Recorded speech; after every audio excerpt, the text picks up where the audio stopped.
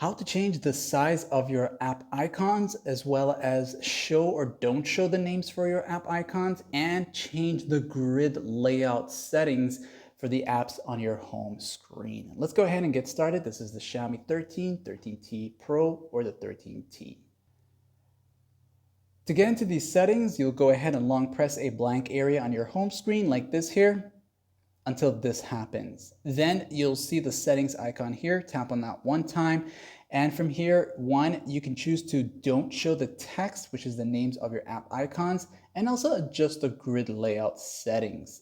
But going to where it says more will give you more access to home screen settings, and going down more, you'll see icon size. You can choose to adjust the size of it with this slider here, making them super big or super small, and it's up to you to decide that. You have the background color, which is only going to be based on your wallpaper style or color, okay? When you back out of here, you'll have the don't show text once again, which is the name of your app icons. However, you'll notice the home screen layout here will have different set of options when you either toggle the don't show text. So when I turn this off, which means I'm telling it to show the names of it, you'll see now that there's two settings of grid options here.